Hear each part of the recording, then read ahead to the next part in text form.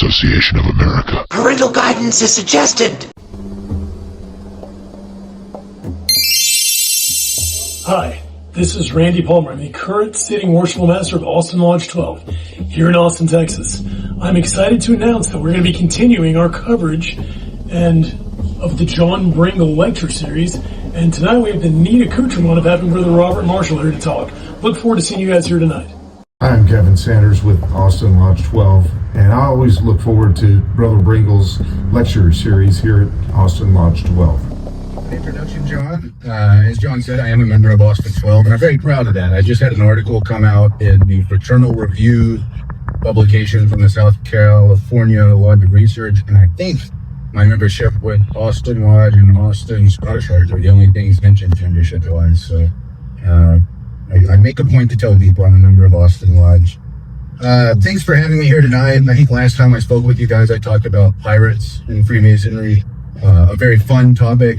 Tonight's topic would probably not be described as fun. I hope you'll enjoy it anyway. It will be challenging. There will be themes that can be difficult to discuss. But it's important to remember the historical context in what we're talking about. They're not going to be in the same context you might hear them if you turn on the news or you're reading current political discourse. I do usually do more esoteric topics or things that are more directly Masonic in nature. This one is a tribute to an unfairly executed member of my lodge. And if you want fun, we'll do a different topic next time you have me here, if you have me here again. Some of the topics I'm talking about that can be controversial, I hope with the context they won't be for you tonight, are going to be socialism, anarchy, capitalism, even Marx, one of the worst names you could ever say, booking man. But the 1800s were a very different time than 2025. Child labor was rampant. So when people were talking about workers' rights or socialism and stuff back then, not having children die in factories is one of the things they were talking about. So no matter how we feel about socialism in 2025, nobody wants children dying in factories. So out here, and I'll relate the idea of socialism in that time to some other concepts like libertarianism, which you wouldn't normally do in our time, but in this context, you'll see how those actually line up with what they were thinking about back then. In the 1880s, an economic depression was setting in across the country, with railroad barons and the extremely wealthy flaunting excess, much more back then than people think the wealthy do now. And just like in the 1930s, later on when we got socialist-esque programs like Social Security or the CCCs to shore up some of the weaknesses in pure, unadulterated capitalism for the wealthy, people turned to a version of socialism in the 1880s. But to them, like I said, socialism was not the same thing when we think of the word now. That's really important to keep in mind tonight. The leader of that version of socialism was a Texas Freemason named Albert Parsons. Now, I've given this talk in Mexico City, 3 times in Paris, and in several other states. This is the first time I'm giving it in Texas, and it's very appropriate for me to do it here. This building was originally for the Turnverein German immigrant fraternity, which maintained extremely socialist views and ideas during the 1870s when this building came into existence. And our subject, Albert Parsons, gave a speech from this stage or somewhere in this building in 1874. So there could not be a more appropriate place to talk about Albert Parsons in Texas Masonry. Parsons, an enigmatic figure in American labor history. He remains a pivotal, yet often misunderstood personality in the annals of the political past. His life, tragically cut short by state-sanctioned execution following the Haymarket Affair, offers a crucial lens through which to examine the socio-political ferment of late 19th century America and the complex interplay between workers' rights movements, radical ideologies, and state power. Radical then, and that's a word they were using for it at the time, but again, radical to them meant you can't kill kids in factories. That's what we're talking about, as well as other workers' rights ideas. This paper delves into Parsons' biography, ideology, his fraternal associations, which were vast. He was a member of at least 34 different secret societies and fraternities. His enduring legacy, which is still celebrated worldwide, and draws primarily from his widow, Lucy Parsons' autobiography, as well as other historical sources, to illuminate the philosophical underpinnings of what he called an anarcho-socialist conviction and its impact on the then growing working class struggle. Parsons was born in Alabama on June 20th, 1848. One of his maternal ancestors fought directly with George Washington at the Battle of Brandywine, and on his father's side, an ancestor Parsons was injured at Bunker Hill. Another was Major General Samuel Holden Parsons, who is described as a, quote, soldier, scholar, and judge, one of the strongest upon which Washington leaned, end quote. This grandfather Parsons was a member of several Masonic lodges himself and served as master of one during the war, the American Revolution. He also helped form the Grand Lodge of Connecticut. So certainly our subject's lineage was rich with American patriotism and Masonic leadership. However, despite this esteemed lineage, Parsons himself did not subscribe to any particular religious or dogmatic training, instead crediting his early exposure to philosophical debates for his nuanced understanding of complex societal problems. When he was 3 years old, just a toddler, his mother passed away. 3 years later, so did his father, leaving him an orphan at the tender age of 6 and fundamentally shaping his perspective on vulnerability and collective support within society, the care of orphans and other vulnerable people. This experience likely fostered an acute awareness of the precariousness of individual existence without robust communal networks, a theme that would later resonate deeply with his anarcho-socialist leanings, but also likely influenced his desire to join fraternal societies like ours. With the death of his parents, he came to Texas. Not long after, Texas had become a state, and he was adopted by his brother William, another Texas Mason. When Albert was 11, he went to stay with his sister in Waco. Then, a year later, he became an indentured apprentice to a Galveston-based printer, a trade that provided him with early exposure to the dissemination of information, then the most popular form of media, and radical ideas. This apprenticeship, commonly known as being a printer's devil, many famous writers began their careers as printer's devils, not only equipped him with practical skills in printing, but also exposed him to the powerful role of the press in shaping public discourse and galvanizing social change, introducing new ideas, and all aspects that would become central to his later activism. This early immersion in the mechanics of communication informed his profound commitment to free speech and the free press. And if nothing else, if you don't like the words that Albert chose to label his views, if nothing else, please understand that the core of his belief was free speech and a free press. Hallmarks of his movement, which he would later champion. When the Civil War broke out, he joined the Lone Star Grays, only to serve as an assistant to his brother in the Army elsewhere, and he was glad to be leaving the difficult work of printer's devilry. His Southern upbringing exposed him to the brutalities of slavery and the subsequent societal upheaval of Reconstruction, experiences that deeply informed his later commitment to what some might now call social justice and equality. If you think those concepts are controversial now, imagine how volatile they were in the immediate aftermath of the Civil War. Albert was only 12 when the war broke out, but he has been remembered as a Confederate veteran. He was an assistant to his brother. He worked as a powder monkey. If being a printer's devil wasn't fun, being a powder monkey wasn't much better. And he did see actual battle on 3 occasions. Parsons' service as a Confederate soldier, which is really a strong word for a 12-year-old, despite his later radical leanings, exposed him to the devastating human cost of ideological conflict, profoundly influencing his subsequent revolutionary and violent stance against the oppression of the working class. As Parsons himself described it, he abandoned the ideals of the Confederacy following the war, and this likely indicates that he either was forced to serve as the orphan child adopted by his brother, or he did believe in the cause and then became disillusioned by the war's outcome or the systemic inequalities that persisted despite its conclusion. When the war ended, he returned to Waco, where he had lived before with his sister. There, he bought 40 acres of cornfields and hired ex-slaves. So we're talking about 1868-ish. This early foray into independent farming and labor management particularly his employment of formerly enslaved individuals, showcased an initial pragmatic approach to socioeconomic restructure, which foreshadowed his later more radical engagements. And, importantly, it earned him quick enemies to be paying the ex-slaves what was considered a good wage.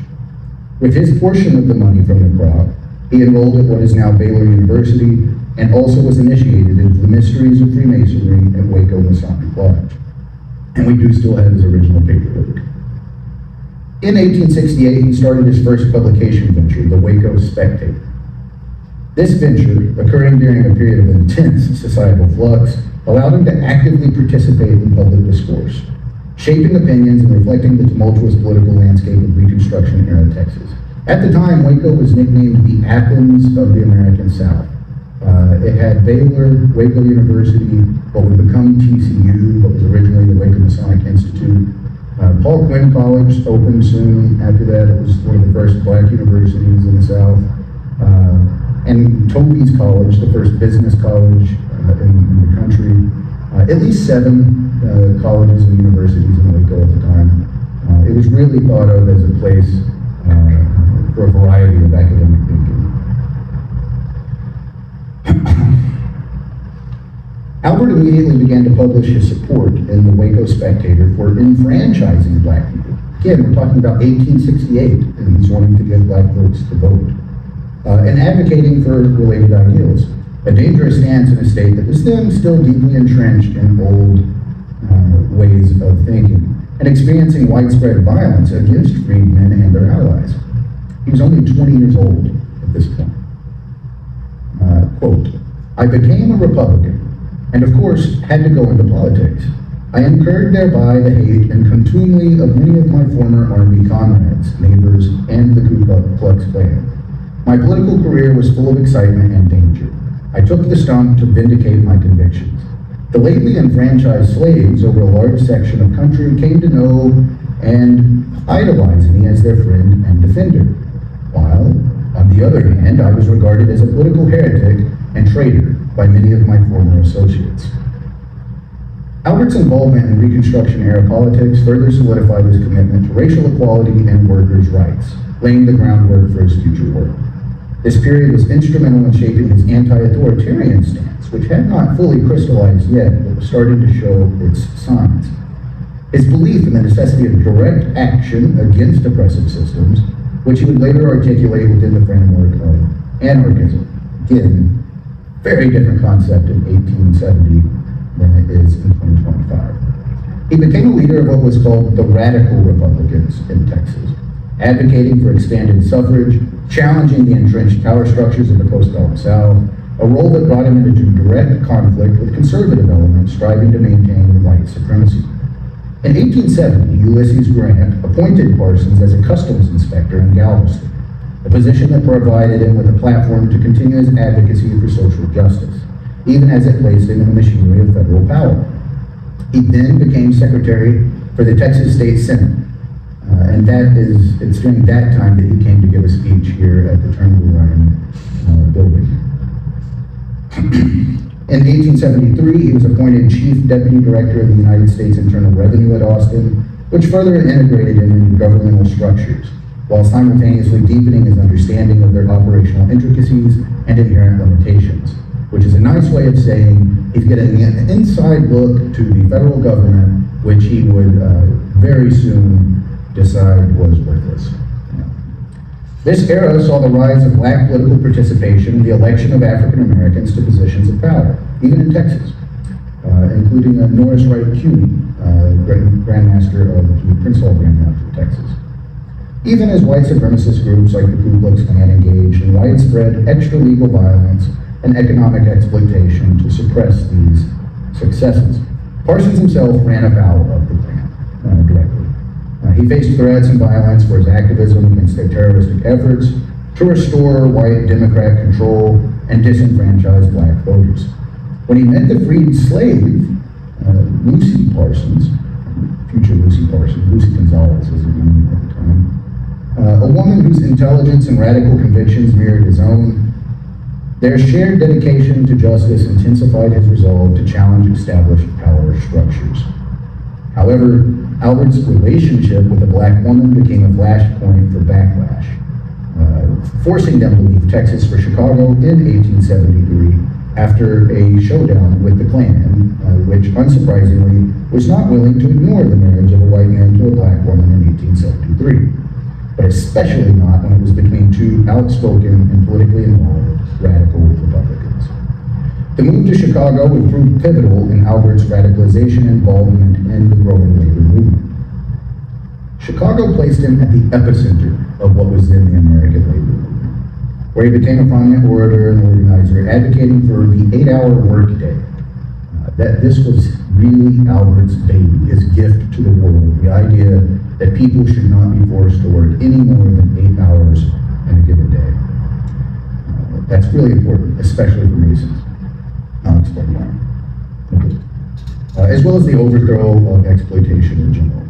He found work at the Chicago Times paper, returning to his newspaper roots, but no longer a printer's deputy. Upon arriving, he witnessed a great deal of writing and debate over a controversy then related to the aftermath of the Great Chicago Fire of 1871. There had been an aid society which had raised millions of dollars through donations for relief efforts. But allegations of mismanagement and favoritism in the distribution of these resources fueled public discontent and highlighted systemic inequities. The bigger newspapers, the large money newspapers, defended that aid society, while multiple independent papers, journalists, and more importantly, the people on the streets were certain something improper had taken place with the money, and they were enraged. Parsons investigated himself. He concluded that the people were right. This caused him to build a comparison at the time in his rhetoric of the freed slaves he had helped in the South and these poor Chicago workers in the North. He concluded both groups were similarly exploited by an unjust system manipulated by the extremely wealthy. This realization solidified his transition from a radical Republican advocating for civil rights within the existing framework to an ardent proponent of revolutionary social change, viewing economic inequality as linked to racial oppression. Quote, "It satisfied me," wrote Albert, "that the wage system, as it existed, was a means of robbing the poor of their earnings, just as I had seen the colored people of the South defrauded of their rights. There was a great fundamental wrong at work in society. We were surrounded by it, and in existing social and industrial arrangements," end quote. His intellectual development during this period led him to integrate elements of both. He sometimes would call it Marxist, I would call it Parsonian. And I'll read something a little bit later that clarifies Parsons wasn't really engaging in what we would call Marxism. The world was still trying to figure out what that even was. And other anarchist traditions, contributing to what some scholars have termed an early libertarian formulation within the Chicago Idea movement. He left the Radical Republican Party and joined the Social Democrat Party, which was led by German immigrants in Chicago. He attended the party's convention in Philadelphia, the city of brotherly love, in 1875. The party went through several name changes, all reflecting its core identity, essentially an advocacy group for working class people. That's what they cared about. Parsons' elocutionary skills and his journalistic endeavors, particularly through publications like The Alarm, galvanized support for the labor cause and articulated a vision of a society free from exploitation and government overreach. His unwavering commitment to these principles positioned him as a radical figure in his new city, which was already rife with tensions between laborers and the rich, particularly after significant events like the 1877 railroad strikes, which spread nationwide. Albert's evolution toward anarcho-socialism was influenced by the broader post-Civil War context, which saw former enslaved people forming coalitions with poor white people and Northern allies to advocate for comprehensive Reconstruction, labor rights, and universal access to education and healthcare. Those were two of the big points. We hear universal healthcare or education now, we think one thing, but it's important to remember as Texans, in the Declaration of Independence for Texas, it was mentioned we want universal education available to everyone here. We don't want to have to force our kids to go to a private Catholic school and convert to Catholicism just for them to be allowed to be educated. So Again, different context in the 1800s. This growing coalition, however, faced fierce opposition from entrenched power structures and resulted with violence, legislative oppression to undermine these movements. The period's ferment also saw the conflation of terms like socialist or communist or anarchist within public discourse. Parsons distinguished himself as an anti-statist form of socialism. So those early inklings that he was seeing as a federal government worker are now coming to the forefront. And contrasted with the electoral focus of other parties. So he's starting to separate from the socialist movement already. His associations extended beyond theoretical discourse into tangible, practical, real-world alliances with different groups, especially the growing German immigrant labor movement, which again, this building played an important role in early Texas. There were several members of this building. I found correspondence between them, the Ryan and Albert, and they were also involved in creating a couple of communities that were German socialist communities, experiments really. He engaged with diverse factions of the working class, forged alliances across many barriers, including language. All across the Western Hemisphere, Latin America and Europe began to see the effects. Parsons' name was traveling beyond borders to working men and women with whom he would have otherwise remained at a perpetual distance. The world was changing, and the man leading the change believed it was all centered on principles of Freemasonry, some of which you've heard echoed already. But then it all came to a head. The Haymarket Affair. Has anyone heard of the Haymarket Affair before? Yep. Okay, cool. Good. And all of the times I've given this talk, that's about the percentage I see in the United States, even at Harvard, in Paris or in Mexico City, everybody reads quick games. So there's this peculiar thing in the world where these Americans did something that most Americans don't know about, and the rest of the world celebrates every year. The Haymarket Affair, culminating in the tragic events of May 4th, 1886, marked a pivotal moment in labor history, solidified Albert Parsons' legacy as an eventual martyr. His wrongful conviction and execution, alongside 7 other activists, following a bombing at a workers' demonstration in Chicago, ignited a national and international outcry that exposed deep-seated class conflicts and governmental repression of that time. The incident, never definitively attributed, never ever identified who threw the bomb, served as a pretext for authorities to crack down on anarchist, socialists, or any kind of labor movement, particularly targeting outspoken figures like Albert. The affair ultimately highlighted the state's willingness to employ drastic measures to suppress organized movements, further cementing Parsons' status as a victim of state-sanctioned injustice. A few days before the riot, Parsons delivered a powerful address to striking workers at the McCormick Reaper Works, emphasizing the need for solidarity and resistance against capital oppression in the aftermath of a violent interaction between police and workers. His impassioned speeches drew large crowds, reflecting the widespread discontent among the workers and the growing momentum. On May 1st, 1886, Chicago's labor movement organized the 2 major demonstrations that inaugurated the 8-hour day. Remember, 3 years before this, they had said, we're gonna make that day 1 of the future of the world. Albert, his wife Lucy, and their children led 80,000 people in a march through Chicago, the first ever May Day parade. More than 300,000 strikers joined them as they passed through the city. So well over 250,000 people. Word spread. In Cincinnati, another 300,000 strikers organized just a couple days later. Parsons traveled to address them. And on May 3rd, protesting workers, as I said before, at the McCormick Reaper Works demanded better terms. They were met with police who killed 2 of the workers. The city was enraged. August Spiess,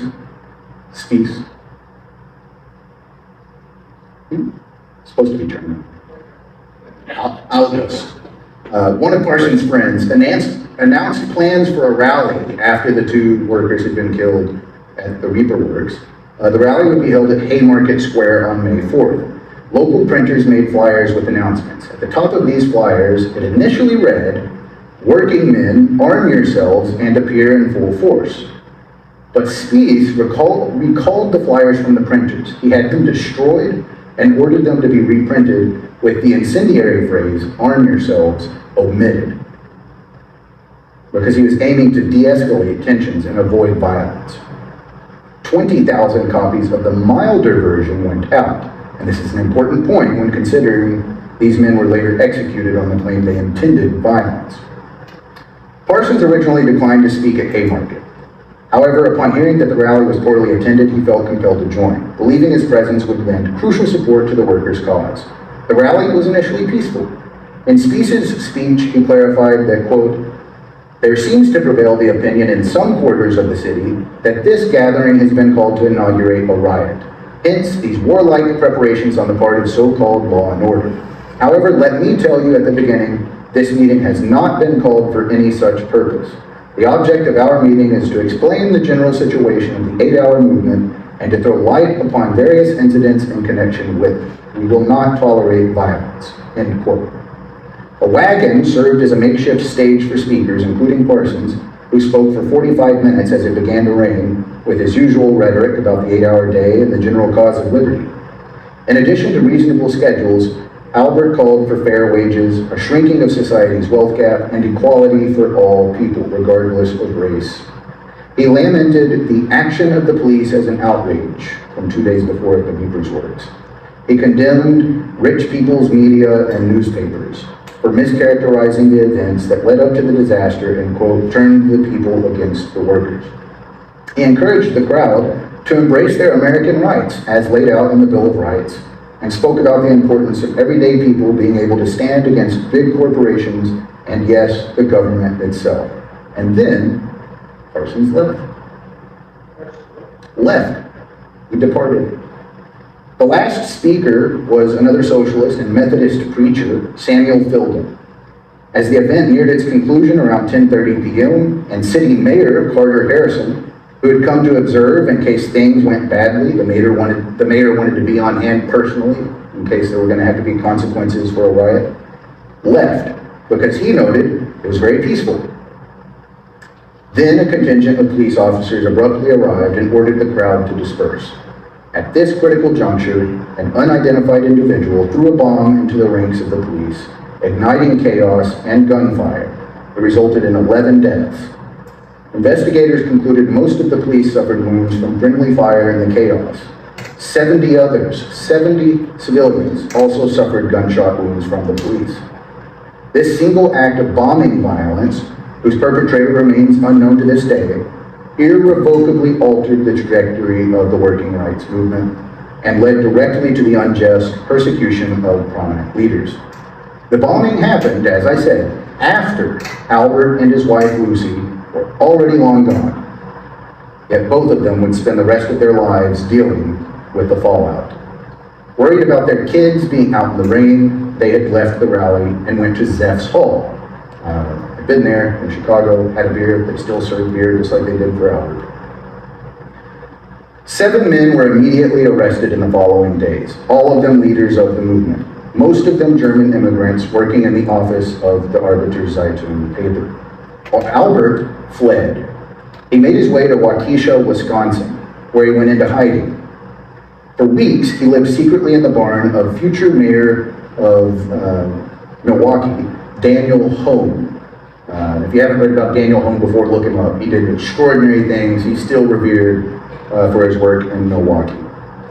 During those weeks that Albert was in hiding, the Chicago police raided fraternal halls, including Masonic lodges and other buildings and homes, without warrants, looking for Parsons, interrogating anyone else who might be tied to the tragedy via the crime of having dangerous thoughts, a very dangerous crime. Upon learning of the indictments against him, he returned to Chicago to surrender by very dramatically walking into the court in the middle of proceedings, proclaiming his innocence and demanding a fair trial. This went out in papers across the country. They're having court.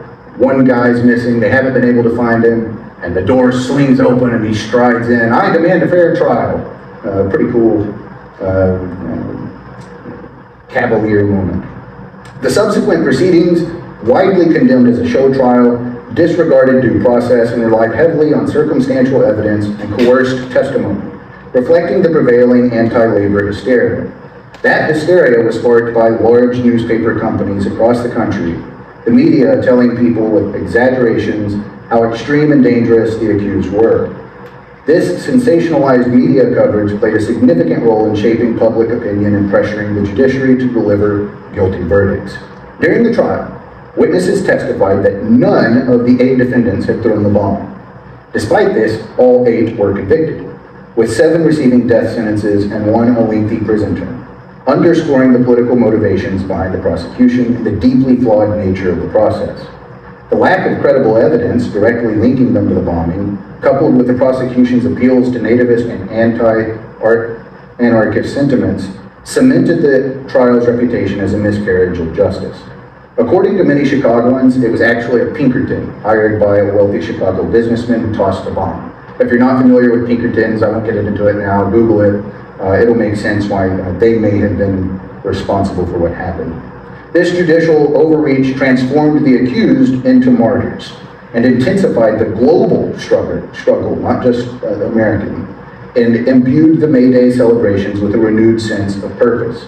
May Day, or Labor Day as it's called in some parts of the world, is still celebrated internationally as a tribute to these events on May 1st, as well as the ongoing fight for workers' rights. The trials of the anarchists, including Parsons, were marred by judicial bias and a pervasive atmosphere of unfair sentiment, denied the defendants any semblance of a fair hearing. The prosecution, driven by a desire to suppress the activists, presented little evidence directly linking Parsons. Instead, they focused on the radical beliefs and the advocacy for change, which effectively criminalized dissent at the time. The bomb, a pivotal object in the Haymarket Square, became a tool for the state to incriminate the anarchists, even as the defense highlighted the lack of evidence connecting any of the accused to its deployment. And there was public outcry, again, driven by the media exaggerating what these people believed in, amplified the fear. Further prejudiced the jury and solidified the narrative of anarchist culpability. Of the 8 convicted men, 2 were present at Haymarket when the bomb went off. 8 men convicted, only 2 were even there. Those 2 men were actually getting down off the wagon from speaking when the bomb went off. Despite the lack of evidence, the prosecution leveraged the defendant's writings and speeches and considered this proof for conspiracy to commit murder, which is what they were convicted of. The strategy allowed the prosecution to conflate abstract calls for social revolution with direct violence, thereby constructing a narrative of guilt by association rather than presenting any tangible proof. The manifest prejudice of the court, coupled with the bias against activists, transformed the legal proceedings into a political trial. What was on trial was an ideology, not actions. One of the men, George Angle, wasn't at Haymarket the entire day. Multiple witnesses claimed he was at home playing cards, including a neighbor who didn't like him. This environment, we all had that neighbor, this environment characterized by intense anti-anarchist sentiment and a desire to dismantle the movement ensured the defendants were found guilty. During jury selection, 1,000 people were dismissed. Many of them because they were members of some kind of work union. Didn't even have to be one that was part of the movement. A majority of the 12 that were finally selected openly expressed prejudice towards the defendants. The defense lawyers who represented the Haymarket defendants were also Freemasons like Parsons and his friends. Despite those Freemason lawyers making a good fight, the defendants were found guilty. The verdict was announced. Lucy, Albert's wife, ran across the courtroom and kissed her husband. Albert, along with 6 other anarchists, were sentenced to death, a decision that sparked global protests. In the aftermath, the police lead investigator was fired for having fabricated evidence. During the incarceration, Parsons continued to articulate his anarchist ideals, viewing his impending execution as a political act designed to quell the movement, as well as free speech, which is the big thing he kept talking about. His steadfast commitment to his principles, even in the face of death, transformed him into a symbol of resistance. Days before his execution, his alarm newspaper published a letter from him on the second page. Quote, "The Haymarket tragedy, with all its terrors, and I admit they were terrors, is but an act in the great drama of the world's emancipation." End quote. Oh, continue quote. "To other hands are now committed that task which was mine, in the work and duty as editor of this paper. Though fallen, wounded unto death, in the battle for liberty, the standard, the free press, which my hands bore aloft in the midst of the struggle, is caught up by other hands, and will be again, and again, and again, for eternity, if needs, till the crimson banner waves in triumph over the enemies of peace, brotherhood, and happiness. And now to all I say, falter not. Lay bare the inequities of capitalism as its worst form. Expose the slavery of our law. Proclaim the tyranny of this government. Denounce the greed, cruelty, abominations of the privileged class who riot and revel on the labor of us wage slaves. Farewell." On November 10th, 1887, one of the condemned, Louis Ling, died his own way by way of a blasting cap hidden in a cigar. A couple others successfully had their sentences commuted to life in prison by writing letters to the governor, but Parsons refused to do so, as it would have been an admission of guilt for a crime he didn't even witness. Lucy and their children, who had made several visits to Parsons while he was in prison, attempted one final visit the night before the execution. And instead of being allowed to kiss their father and husband goodbye, the woman and children were stripped naked and put into a jail cell of their own until after the executions were carried out. As the moment of execution drew near, bailiff William Brainerd arrived to escort Parsons. He offered the revolutionary a glass of wine to relax his nerves. Parsons refused and said, "No, thanks. I would prefer a cup of coffee." I can imagine. Yeah, I mean. A pot of coffee and a bowl of crackers were acquired. He drank the coffee, he ate a few crackers, afterwards thanking the deputy and exclaimed, "Now I feel all right, let's finish the business." Shortly afterward, he said to Bailiff Brainerd, "I am a Mason and have always tried to help my fellow man all my life. I am going out of the world with a clear conscience. I die that others may live."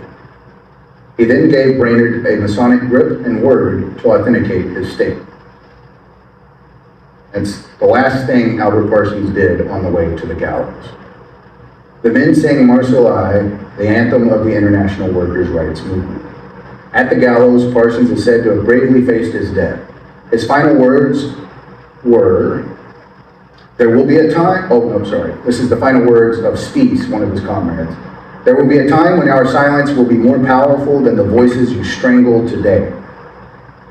When the halter was placed about Albert's neck, he did not falter.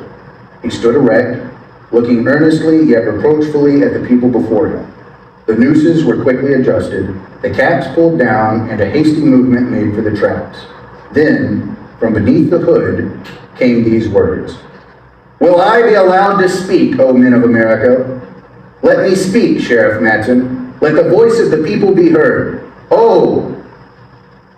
But the signal had been given. The officers of the state performed their mission by strangling both speakers and speech itself. For 7 minutes, the men shook and strangled at the end of their short drop ropes. Lucy Parsons, Albert's widow, emerged as a formidable revolutionary in her own right, dedicating her life to advocating for socialism, workers' rights, and the rights of oppressed minorities.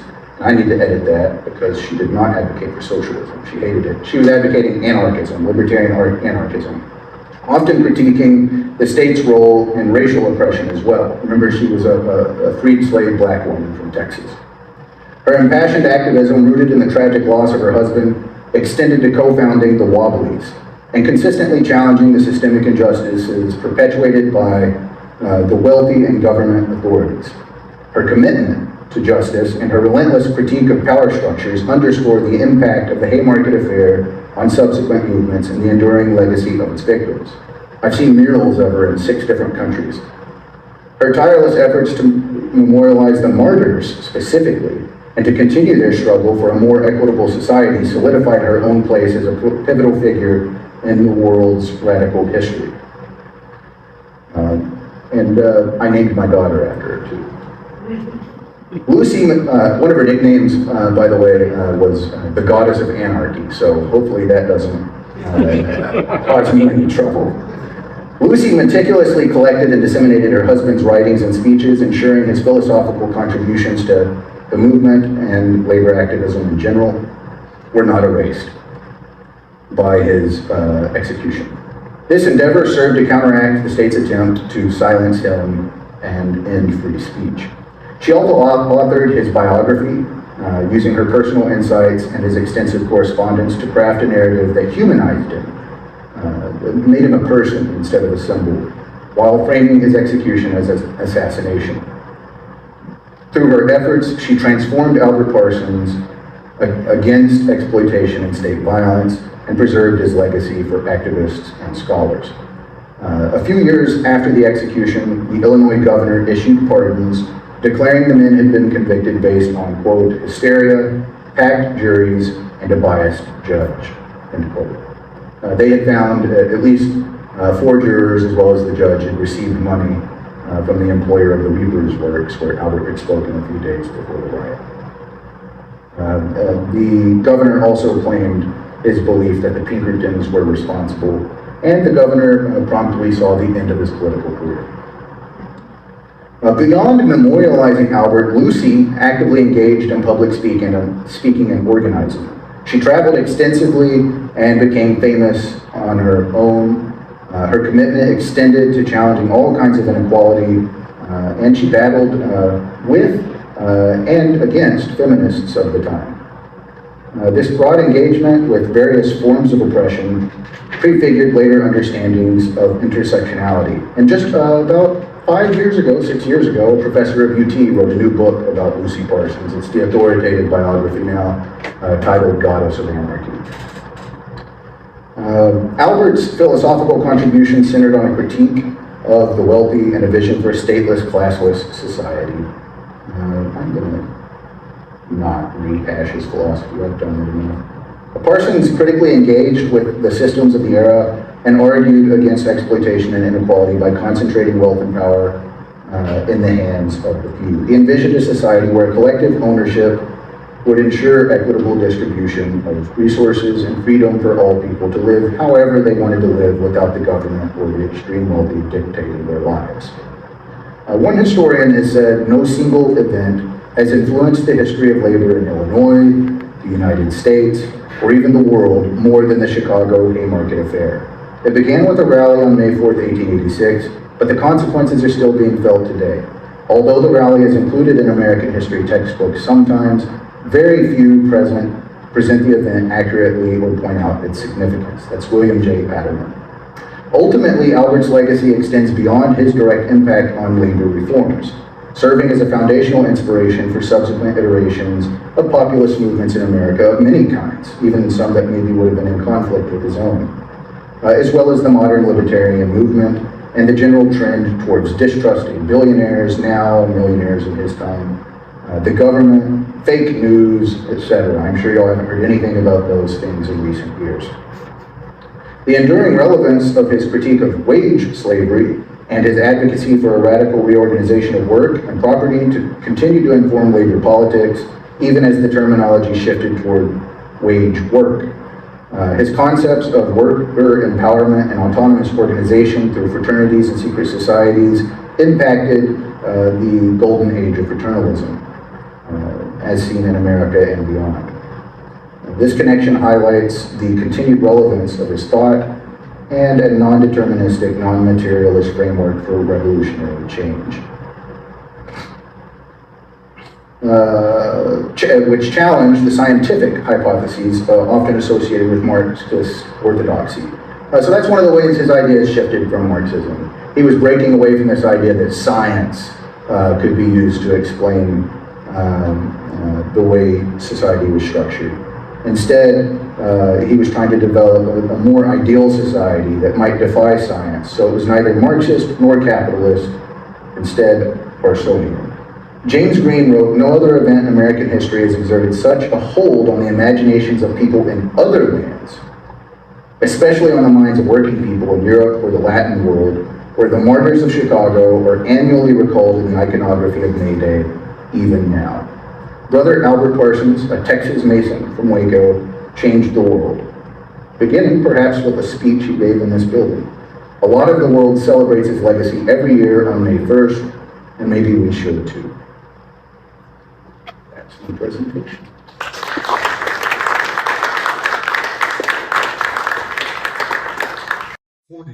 Yeah, and she died in a house fire. And Mysterious house fire. a mysterious house fire. So they didn't even know her and, name. and all of her friends showed up the next morning to try to save her stuff.